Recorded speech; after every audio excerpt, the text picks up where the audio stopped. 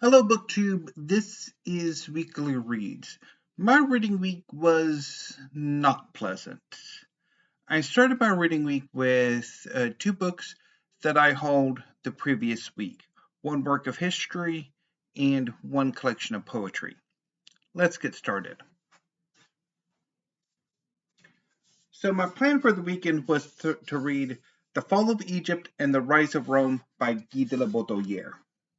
This is a history of the Ptolemaic dynasty in Egypt, which ruled Egypt for around 300 years, from the 330s BC to about 30 BC, when Egypt was conquered and annexed by Rome.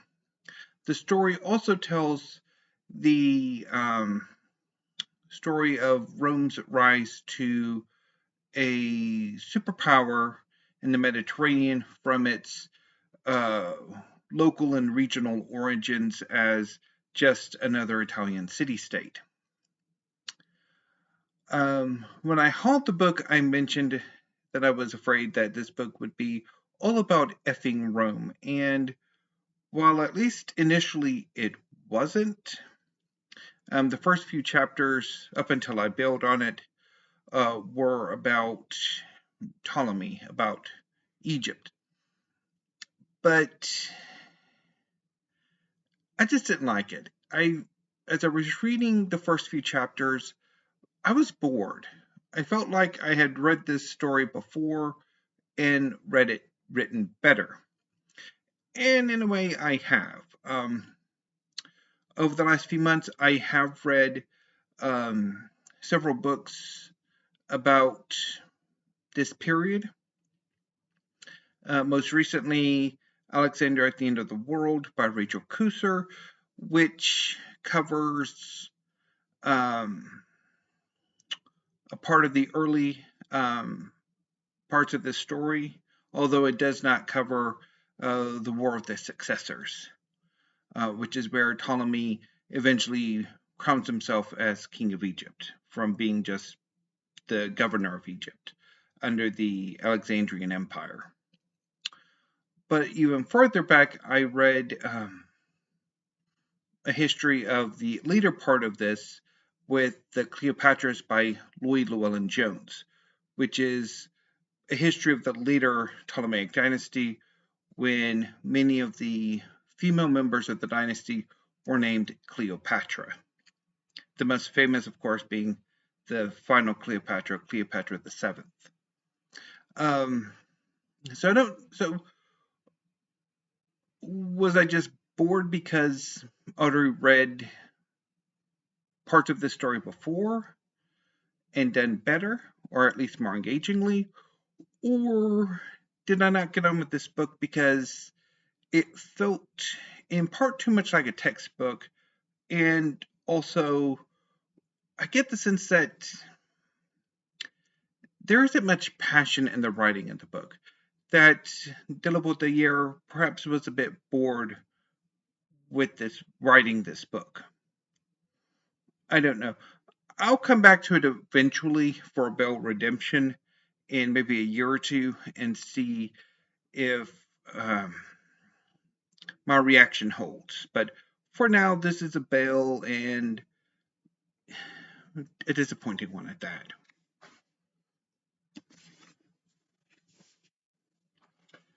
So the other book I recently hauled that wasn't manga is A Kiss for the Absolute, selected poems of Shuzo Takiguchi, translated from the Japanese by Mary Jo Bang and Yuki Tanaka.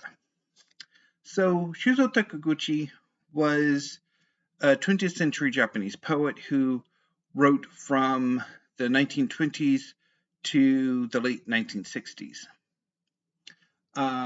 He was deeply influenced by surrealism, and that fascination bleeds through with the subject of many of his poems, as well as sort of the techniques. I'm not a fan of prose poetry. They very rarely do anything for me. And this collection does feature a lot of prose poetry. At the same time, the more lyric poetry really didn't quite do it for me either. So this was a fairly disappointing read. I mean, there were some interesting poems in here, but I didn't immediately click with the collection. So I'll come back eventually. I mean, I reread my poetry collections regularly. So I'll come back to it and maybe it'll be about redemption. Who knows? But for now, I'm still disappointed. So on Monday, I decided to try some poems and chapters of the long listed books for the National Book Awards poetry and translated fiction or translated literature sections.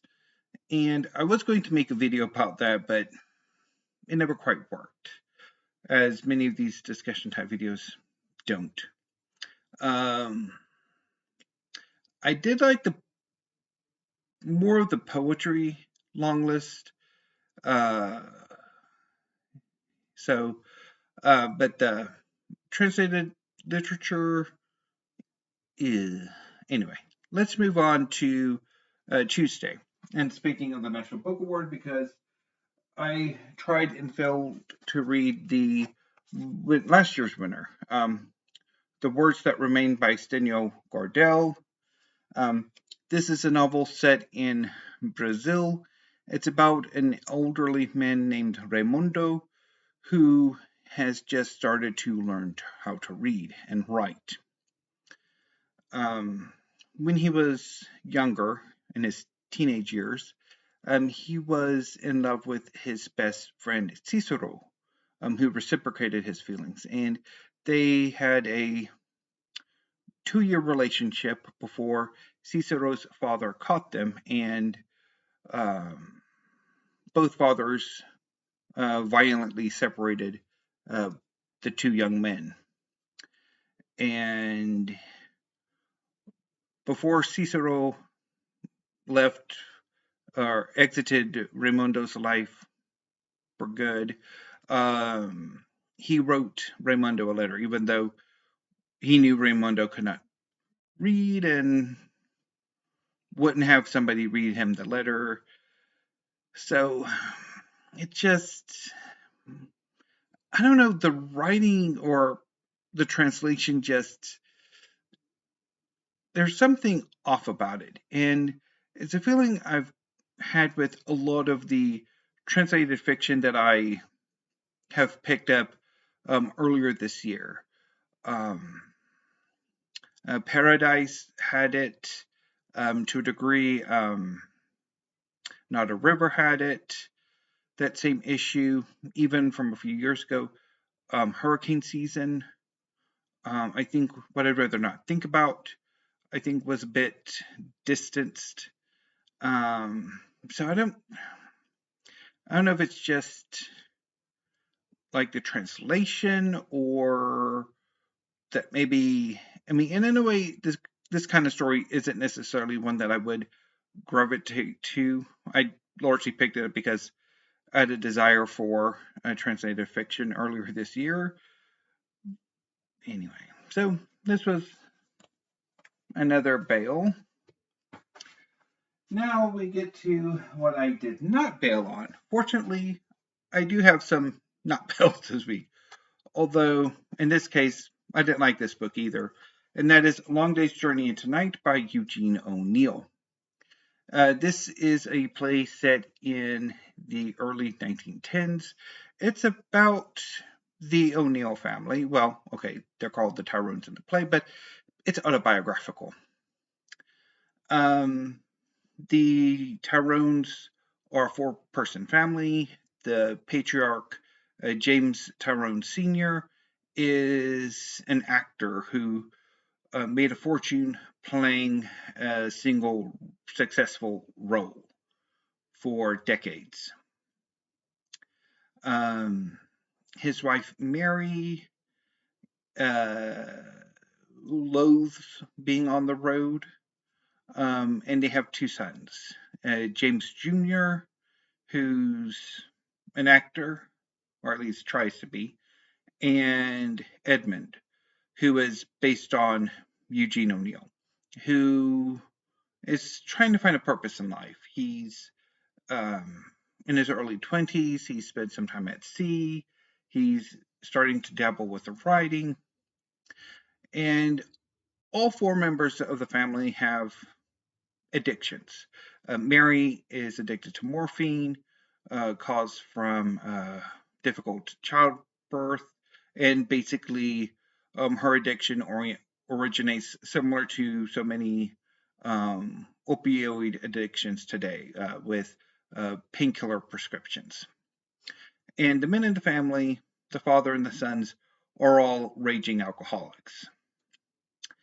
And so the family's falling apart as Edmund shows signs of having tuberculosis, and Mary, who had been sober up to this point, relapses into her addiction. And so the family's trying to navigate all of their various conflicts with each other, as well as their addictions, and sort of trying to juggle everything, and it just doesn't really work for me. I thought it was, I don't know if I was expecting more or what, but I had a sense of, is this it? It's just a bunch of addicts talking past each other with no real hope for any sort of resolution or change. It's just, this is going to go on and on and on. And they just don't really know how to talk to each other. So I didn't like this. And then today I reread I Thought There Would Be More Wolves by Sara Ryan. This is a slim volume of poetry that I've had for several years and that I have reread a few times over the years. And it's an okay collection. It's not one of my favorites, but it's okay. So that was my reading week. Nowhere near as good as last week's manga week. Although the problem with a manga week is that I do have a tendency to go on, and 50-minute videos are the results, which I need to figure out a different way of doing that one of these days. Anyway, so what will I be reading this week, or this coming week? I might read some manga. Not as much, not the entire week, but I'm sorely tempted to read some manga.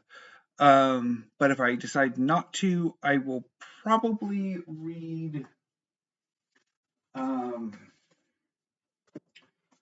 River of the Gods, Genius, Courage, and Betrayal in the Search for the Source of the Nile by Candice Millard. And The Night of the Iguana by Tennessee Williams.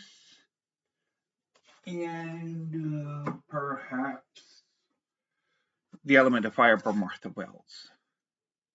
But don't be surprised if I don't actually just decide to read Zom 100 or Delicious in Dungeon or Bleach or Yu Yu Hakusho, which I have gone ahead and ordered the final 2 volumes of Yu Yu Hakusho. So those should come in hopefully next week. So I will make a point to finish Yu Yu Hakusho sometime this month, or do a reread get started on a reread of Demon Slayer. So I don't know. We'll see. And I will report back on next Friday. Of course, if the video is close to 50 minutes or close to an hour, you'll know it'll have been a manga week. Anyway, so what video plans do I have for the forthcoming week? So tomorrow is going to be my 500 subscriber Q&A.